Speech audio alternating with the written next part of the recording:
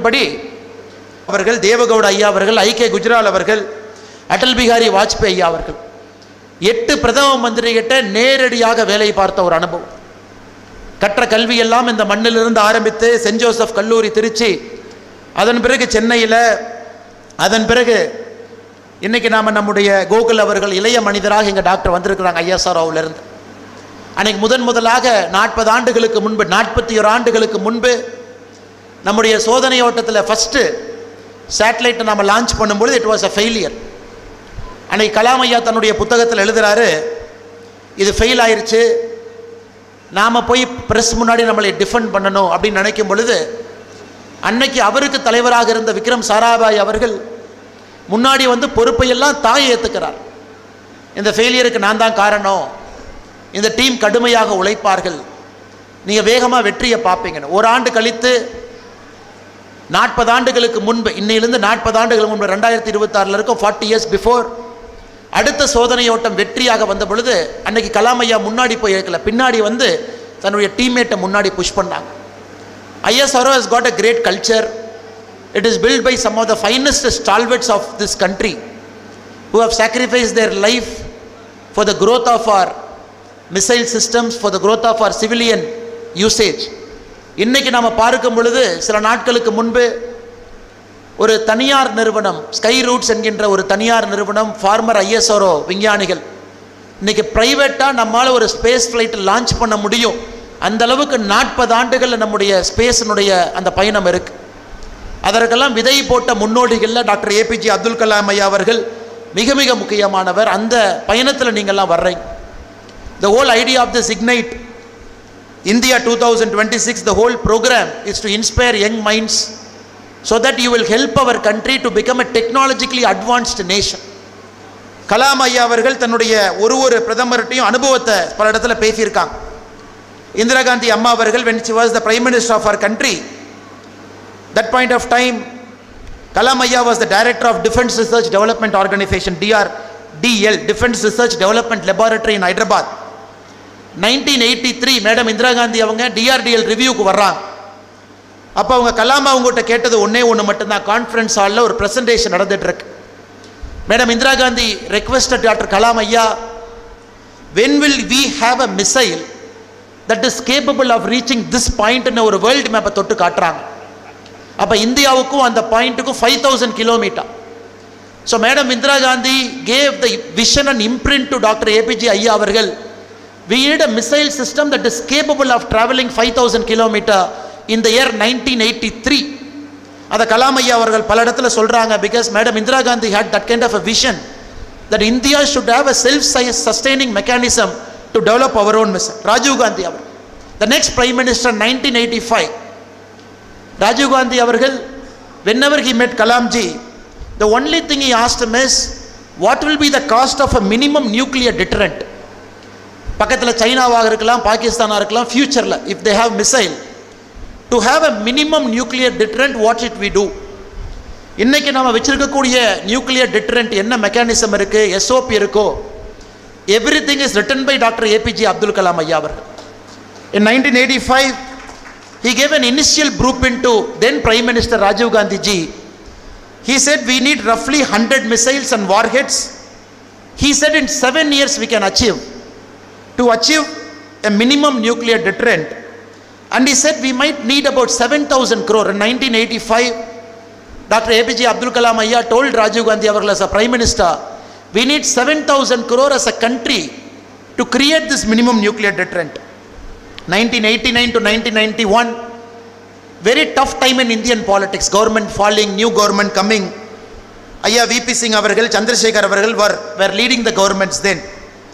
Even then Dr. Kalam Ayya was part of the core group advising the prime ministers. Even when political instability was there, it is leaders like them advising prime ministers to look at the future and not to sacrifice our missile program. 1990s Kalam Ayya became the secretary DRDO. He also became the chief scientific advisor to the defense minister. So on the time la pathina Kalam Ayya moved from a technology guy to a strategic actor. இன்னைக்கு நம்ம நிறைய doctor APJ Abdul Kalam ஐயாவை பற்றி பேசும்பொழுது வாழ்க்கையில் ஒரு பாட்டை பேசுகிறோம். But this is a person who has transcended the whole spectrum. Starting as a technology person, he became a strategic actor, advising the Prime Minister of this country how to take the country's technological advancements forward. When P.V. Narasimha Rao ji was the Prime Minister of this country, he called APJ Abdul Kalam Ayya along with 2 other scientists. He said, can we build a T3 readiness? T3 readiness is the moment a Prime Minister tells the DRDO or the scientist, in 3 days we have to do a nuclear test, can we do that? T3 readiness. India at that point of time never had a T3 readiness. It is a Prime Minister Narasimha Rao Avargal who spoke to Kalam Ayya and said India has to get ready to T3. நீங்க பாருங்க, எங்க இருந்து இந்திரா காந்தி அம்மா, அதன் பிறகு ராஜீவ் காந்தி அவர்கள், அதன் பிறகு விபி சிங், சந்திரசேகர் அவர்கள், நீங்க ஒரு டிரான்ஸ்ஃபர்மேஷனை பார்த்துட்டே வாங்க. நரசிம்ம ராவ் ஐயா வரும் பொழுது it is Kalamji in his multiple position, advisor, secretary, he has moved from a basic plan to a T3 readiness. But unfortunately P.V. Narasimha Rao ji lost that election in 1996. So he was about to test it. He told Kalam, we are not going to do it. Then again we went into a very confusing political time. So multiple chief ministers, including I.K. Gujral ji, including Deva Gowda ji, we had multiple prime ministers in that time. Atal Bihari Vajpayee ji had only 13 days as India's prime minister. So in the குழப்பமான சூழ்நிலையிலும் கலாம் ஐயா அவர்கள் was very clear, we are moving towards T3. Prime ministers can come, prime ministers can go. It is APJ Abdul Kalam ji who had this vision continuously across multiple prime ministers, multiple governments, multiple political ideology, multiple party. இவங்க எல்லாம் வேற ஐடியாலஜிங்க, வேற politicians, வேற மாதிரி leaders, வேற மாதிரி party. Continuously அதை move பண்ணிக்கிட்டு வந்துகிட்டே இருந்தார். When finally we had the chance, when Vajpayee Ayya came for the second term as the Prime Minister, he told his private secretary Shakti Sinha, he said, please get Kalam கூட்டிட்டு வாங்க அப்படின்னு. That point of time they took about 6 hours to trace Kalam Ayya because he was somewhere roaming in northeast India. Finally Kalam Ayyaவை பிடிச்சி கூட்டிட்டு வர்றாங்க. When he came and met Atal Bihari Vajpayee ji, Vajpayee அவங்க ஒன்று தான் சொல்றாங்க, பட்டாக்கா சோர்னா ஹே அப்படிங்கிறார். தீபாவளி பட்டாசை வெடிக்கணும், தயார் பண்ணுங்க அப்படிங்கிறார். பட்டாக்கா சோர்னா ஹே அப்படின்னு கலாம் ஐயா. அதனால் இது சாதாரணமாக நம்ம கலாம் ஐயாவை நினைக்கக்கூடாதுங்க. The whole spectrum of strategic defence travel பண்ணி அமெரிக்கன் ப்ரெஷர் எத்தனையோ நாட்கள் இருந்த பொழுதும் கூட அதை நாம் வாஜ்பாய் அவனுடைய 2வது டைமில் உங்களுக்கு தெரியும், 6th April 1998 Pakistanis tested surface to surface missile Gauri. So we had lot of pressure because Gauri missile was able to travel 1500 km with a 700 kg warhead. So Delhi, Mumbai, Kolkata, Chennai எங்கேயா இருந்தாலும் கூட ஒரு Gowri missile Pakistan போக முடியும். It was very important, that test cannot fail. அந்த போக்ரான்ல நம்முடைய test what Kalam Ayya did 1998 in the month of May, 2 tests we did, அது fail ஆகிறதுக்கு வாய்ப்பே இல்லைங்க. it has to only succeed. அது ஃபெயிலே ஆகக்கூடாது, சக்சஸ் மட்டும்தான் நம்ம நாடு எதிர்பார்த்தது. and APJ Abdul Kalam Ayya delivered it that day. May 11, May 13, 2 wonderful tests we did. The politics of our country changed forever. The strategic deterrence of our countries changed forever. The politics of Southeast Asia changed forever. The politics of India, China, Pakistan changed forever. அதனால் இந்த மனிதர், he always had a vision coming from the small island. இந்த சின்ன ஐலண்டில் he says World War II 1945 பேப்பர்லாம் போய் வீட்டில் போடும் பொழுது கலாம் ஐயா அந்த காலையில் பேப்பர் ஆர்வமாக பார்ப்பார். என்ன ஆர்வமாக பார்ப்பாருனாங்க, வேர்ல்டு வார் 2ல 2 விமானங்கள் சண்டை போட்டுட்டு இருந்துச்சு. The Spitfire planes and the Luftwaffe flights. Luftwaffe வந்து ஜெர்மன்ஸு, ஸ்பிட்ஃபயர் வந்து பிரிட்டிஷ். எந்த பிளேன் ஜெயிக்குது அப்படிங்கிறத ஒரு நாள் பேப்பர் போடும்போதும் கலாம் ஐயா அந்த தலைப்புச் செய்தியில் பார்ப்பார். அப்படி ஆரம்பித்த ஒரு கியூரியாசிட்டி படிப்படியாக இங்கிருந்து படித்து ஒரு இடமாக சென்று ஒரு தேசப்பற்றை எப்பொழுதுமே விடாமல் கடைசி வரை இந்த நாட்டிற்கு ஒரு சிறந்த குடிமகனாக நாம் எல்லாம் எப்படி இருக்க வேண்டும் என்பதை உணர்த்தி, அது மட்டும் இல்லை, பல இடத்துல கலாம் ஐயா பேசும்பொழுது உங்களைப் போல நான் மாணவனாக உட்கார்ந்துருக்கு. நேஷனல் போலீஸ் அகாடமி நம்ம ஐயா இங்கே இருக்கிறாங்க, one of the best finest IPS officers of our country. ஹைதராபாத்தில் கலாம் ஐயா பேச வருவாங்க, all of us will be students. Lal Bahadur Shastri academy டேராடூனில் பேசுவாங்க, அங்கேயும் மாணவனாக அமர்ந்திருக்கின்றேன். ஆனால் அவருடைய உயிர் பிரியும் பொழுது ஐஏஎம் ஷில்லாங்கில் மாணவர்களுக்கு ஒரு லெக்சர் கொடுக்கும் பொழுது தான் கலாம் ஐயாவுடைய உயிர் பிரிந்து இறைவனடி சேர்ந்திருக்காங்கன்னா எந்த அளவுக்கு ஆண்டவன், கலாம் ஐயா, மாணவர்கள் 3 பேரும் ஒரே லைனில் இருந்திருக்காங்கன்னு நீங்கள் பாருங்கள். All of them were in the same line at the age of 84 in IIM Shillong while giving a lecture. Kalam Ayya, we lost Kalam Ayya.